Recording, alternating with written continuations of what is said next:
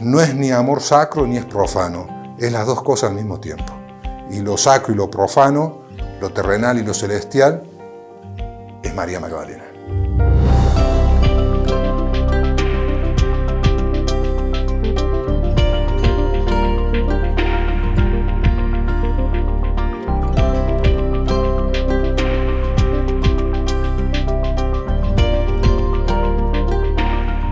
En el año 2008 inicio la investigación sobre este cuadro que representa la Magdalena leyente de Antonio Alegri da Correggio y me encuentro con que estoy investigando la posible originalidad de una pintura muy famosa, muy celebrada, con muchísima repercusión a lo largo de los siglos desde que se pintó.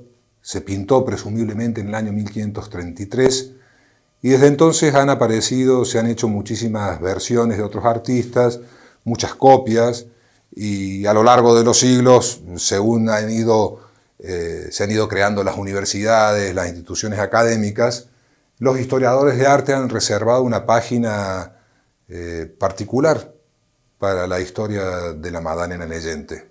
Yo me encontré desde un inicio con el desafío de demostrar que esta pintura es la verdadera Magdalena leyente, la que pintó Antonio Alegri da Correggio. En ese sentido, es curioso y es interesante señalar que la pintura me pone en una posición frente al saber instituido y frente al poder, me ubica en una posición parecida a la de María Magdalena. Quiero decir, me encontré con que de repente tenía que empezar a demostrar a un saber dominante que esto que yo proponía era la verdad y no lo que ellos estaban diciendo por ahí. Y me encontré también, claro, con los prejuicios y la resistencia de muchos de estos historiadores que son incrédulos ante la posibilidad que después de tantos siglos aparezca en las manos de una familia desconocida la famosísima Magdalena leyente de Correggio. Claro, me he ido encontrando con distintos saberes y han ido surgiendo preguntas que eran insospechadas al inicio, y entonces ha sido la propia obra de arte la que me ha iluminado, por decir de alguna manera, el camino para llegar a la vida de María Magdalena, a su importancia en nuestra sociedad y también a la de su comitente y a la del artista que la hizo.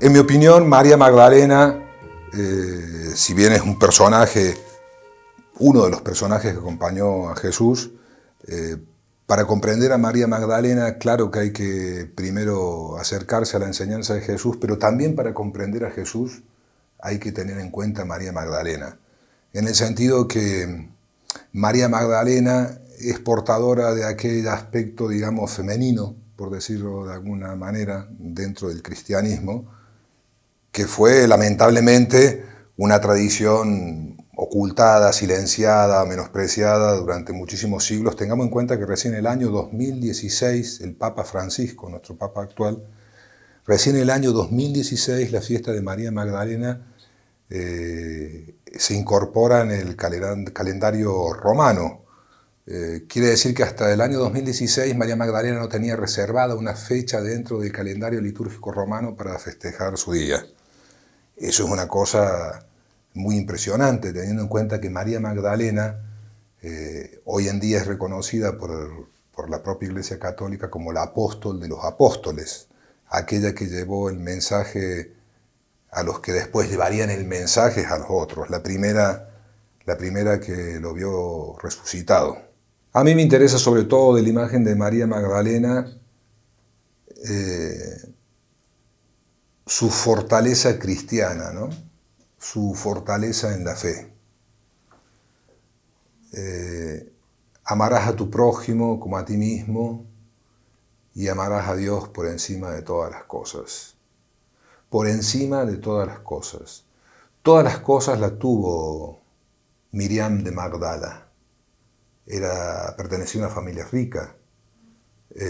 Magdala, esta ciudad palestina, Magdala creo quiere decir torre, una ciudad palestina con castillo.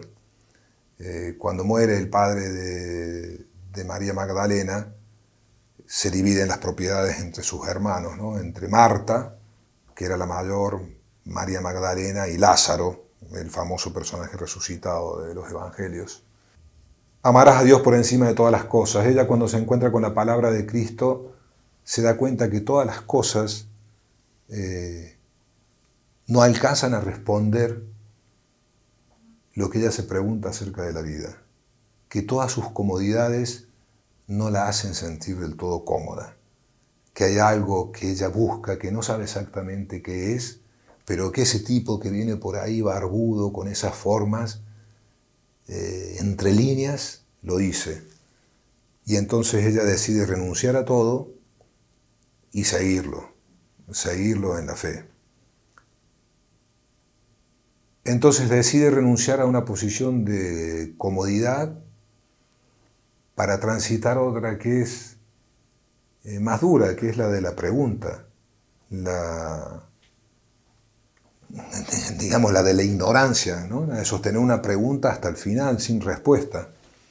¿Cómo nos recuerda que los cristianos tenemos un mandato ético, que todos somos de algún modo apóstoles, que todos somos portadores de una palabra que no es nuestra, pero en la que creemos, y que nos señala no una respuesta, sino más bien preguntas. Y que cuando estamos llegando, en vez de sentarnos y ponernos a engordar, tenemos que ser capaces de renunciar a eso que ahora los jóvenes llaman nuestra zona de confort, ¿no? María Magdalena fue una gran renunciadora, digamos, de esa zona de confort. Ella, cuando estaba en un lugar muy cómodo, desconfiaba. Sabía que ese no es el lugar del cristiano. Que el cristiano viene a anunciar una palabra de esperanza en un mundo de injusticias, de dolores, no solo materiales, de todo tipo, de incomprensiones, ¿no? Somos huérfanos de sentido en ese sentido, somos huérfanos de sentido en la vida en ese aspecto. Y ella nos recuerda que no hay que renunciar a la búsqueda y que el sentido está en la búsqueda y que la respuesta es el buscar, no el encontrar. Porque si te encuentras, te sientas y te echas a engordar, ¿sabes? ¿Cómo decir? Es como si hubiera una ética de la marginalidad. Ser cristiano y no ocupar un lugar un poco subversivo huele medio raro desde mi punto de vista, ¿no? Y eso es lo que me parece a mí la enseñanza más interesante de la imagen de María Magdalena. Si tenemos en cuenta que los tres grandes templos del cristianismo, digamos, son los de Cristo en Jerusalén, después el de Pedro en el Vaticano, y nos vamos al tercero, por ponerle tercero, pero podría no ser el tercero porque es el apóstol de los apóstoles, el de María Magdalena. Es una humilde cueva en las montañas de la Provenza a la que todavía puedes ir.